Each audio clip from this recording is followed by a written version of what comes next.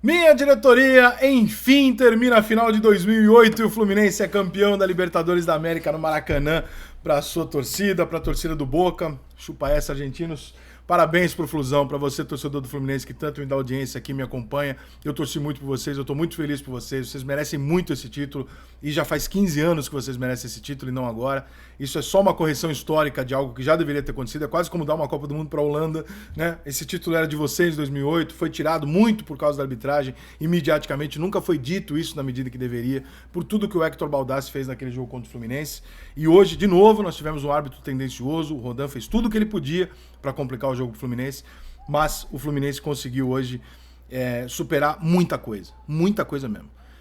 Talvez passe desapercebido pelo fato do Fluminense ser consideravelmente melhor do que o Boca. Você percebe com os dois times controlando a bola e tentando criar jogadas, você vê discrepância técnica muito grande. O Fluminense é um time bem montado, bem treinado, com jogadores experientes. O Boca Juniors até tem os jogadores experientes, mas não me parece tão bem treinado assim. Se o Diniz, com o culhão que ele tem de fazer o que ele acredita, fosse o técnico do Boca, com certeza o Cavani não tinha nem terminado o primeiro tempo em campo. O Cavani estava se arrastando, aliás, está se arrastando desde o dia que chegou. E aí, do outro lado, você tem um treinador que tem coragem de, no meio de um segundo tempo, e trocando as peças, vendo que seu time estava perdendo os jogadores mais experientes, botar garoto e falar, eu confio nesses garotos. Nós vamos conseguir com os garotos. Se por um acaso vai para os pênaltis e perde, Diniz, você tirou os jogadores mais experientes. Se o Fluminense tem uma pane e toma um segundo gol, você tirou... Mas esse cara é colhudo, meu irmão. Esse cara vai lá e faz as coisas que ele acredita. Certo ou errado, ele acredita. E ele mantém aquilo que ele acredita e eu respeito isso demais numa pessoa. Demais. Outro cara que eu respeito demais, Felipe Melo. Tomou porrada pra caralho, meu irmão. A vida inteira. Tomou porrada pra caralho, a gente sabe por quê. Né? Não presta, é isso, é aquilo, é problema. Não sei o que. Problema o quê, meu irmão? O cara tem 3 Libertadores da América, o cara é ídolo na Turquia, o cara jogou a Copa do Mundo titular, irmão.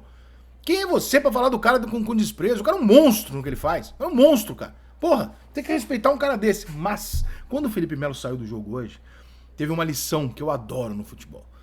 E vou morrer falando isso, a não ser que o mundo mude muito. Futebol, cara, é um esporte mental.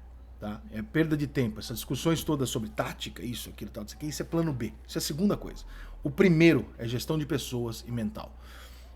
Quando o Felipe Melo sai de campo, o Fluminense toma um choque. Porque o Fluminense perde o bandido dele no campo. O bandido do Fluminense é o Felipe Melo. E aí ele sai. Quando ele sai, o Fluminense fica vulnerável. Entra um garoto, que eu adoro, que é um menino maravilhoso, que é o Marlon, que não tava bem, que outro dia discutiu com a torcida. Porra, eu teria botado o David Braz pra preservar. Mas botou o Marlon. E o Marlon deu conta. Só que a liderança do grupo... Aí o Marcelo sente. Irmão, não tô falando de liderança técnica mais. Agora tô falando de liderança de bandido. De gritar, de se tiver que peitar, peita, se tiver que dar uma cotovelada, dá, se tiver que cair no chão, cai. Esse tipo de jogador. Tem jogadores experientes, mas é diferente do jogador bandido. Por que eu falo quando o jogador bandido? Emerson Sheik, bandido. Por que é bandido? O Emerson Sheik jogou a final da Libertadores contra o Boca, pelo Corinthians, como se ele estivesse jogando na pelada dele. O Adriano Imperador, bandido. Ele jogava como se ele estivesse jogando na pelada. Garrincha, bandido. Jogador que não se importa, jogador que não sente o jogo. Não sente o tamanho do problema. Ele vai lá e joga o que ele sabe. Quando é que o Fluminense ganha o jogo? Quando entra outro bandido. O Mirim. O bandidinho Mirim. Kennedy, bandido, irmão. Não tá nem aí pra porra nenhuma, não sente porra nenhuma. Sei lá o que esse moleque já passou na vida. Mas esse moleque entra em campo, parece que não tá acontecendo nada. Ele joga como se ele estivesse jogando na rua dele. Bandido. Jogador que não sente jogo, jogador que tem personalidade, que aguenta o tranco. Né? O que ele fez? Ganhou o jogo Fluminense. Será que por um acaso? Que foi o Kennedy? Que foi a entrada dele? Não é por um acaso. Quem decidiu os jogos do Fluminense quando a coisa estava feia? O Kennedy. Será que foi um acaso o Kennedy ter resolvido o jogo sendo o perfil que ele é? Não é um acaso. Entendeu? Time de futebol precisa dessa característica, desse tipo de personagem. Não adianta. Esse cara não liga pro tamanho do jogo. Esse cara resolve, esse cara joga qualquer jogo. Os outros nem tanto. Então, essa lição, eu gostei muito do Fluminense ter ganhado dessa maneira. Gostei do Fluminense fazer catimba no final. A coisa que eu mais amo na minha vida é ver um time argentino reclamando de catimba. Eu tenho vontade de rir. Eu falo, meu irmão, vocês viveram disso a vida inteira. O que vocês estão falando? Né? Claro, torci pra caralho pra Argentina tomar mesmo.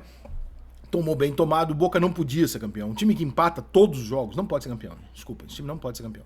Tá? Não tem a menor possibilidade desse time ser campeão e a gente achar isso razoável. Não é razoável. Razoável é o time que joga futebol e nós vamos ter uma final de Mundial de Clubes entre os dois treinadores que mais gostam de futebol no mundo, Fernando Diniz e o Guardiola. Os dois caras, você pode não gostar do Diniz, pode não gostar do Guardiola, mas é inegável que os dois gostam de futebol. Né? Os dois gostam de bola no chão, bem jogado e tal. Outro nível, outra cabeça. Então, pra gente exorcizar essa geração toda do Brasil que vem há muitos anos, né, falando de de treinadores com aquela ideia de gauchesco, que o pessoal brinca, que eu nem concordo tanto, mas enfim, você entende o que quer dizer, naquele futebol de resultado e tal, não sei o que, não é a nossa cara é essa, é Tele Santana, é Fernando Diniz, essa é a nossa cara, e é com a nossa cara que a gente tem que ganhar. Então, que ótimo que o Diniz tirou o peso das costas dele de não ter um título grandioso. O Carioca foi maneiro? Foi, mas não é grande, é um estadual. Estadual qualquer treinador ganha.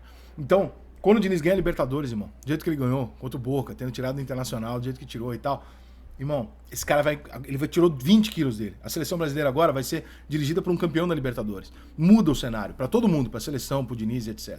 E o Fluminense foi muito merecedor desse jogo. O Boca tentou armar um jeitinho ali no começo, que aquela troca do Diniz, né, dos jogadores indo pro mesmo lado para ter superioridade numérica e fazer a tabela, ele tinha um dos volantes do Boca que ele ficava indo para esse lado. Então se o Keno vinha para cá, ele vinha para cá. Se o Alisson ia para lá, ele ficava... E ele bloqueou aquilo. Uma bola o Fluminense escapou. O Fluminense não jogou bem, nem o Boca. Só que o Fluminense acertou uma bola. E o Boca não.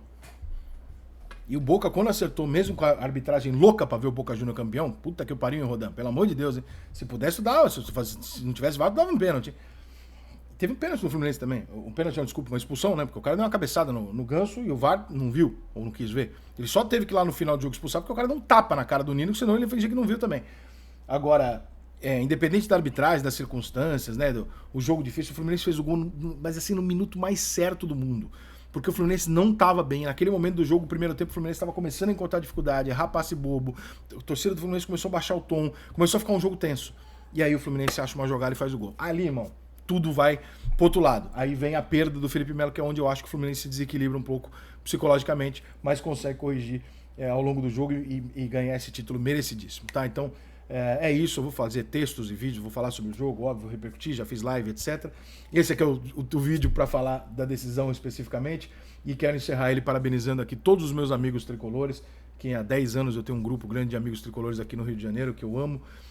Eu sei o quanto vocês sofrem com 2008 até hoje, eu sei que esse sofrimento acabou hoje. A você, torcedor do Fluminense, que tanto me dá audiência aqui há tantos anos, muito obrigado, parabéns pelo teu título, vocês merecem demais. A toda a diretoria do Fluminense, Fernando Simone, Mário Bittencourt, Marcão, Fred, todo mundo do Flu, que eu tenho tantos amigos lá, jogadores, comissão técnica, parabéns, vocês são muito merecedores e só estão hoje, na verdade, assinando aquilo que vocês estão assinando, vocês estão oficializando um casamento que era uma união estável há mais de 15 anos. A América já é do Fluminense desde 2008. Hoje foi só protocolar para a gente poder tirar isso da frente e seguir a vida. Parabéns, Flusão, seja bem-vindo ao seleto grupo dos clubes campeões da América.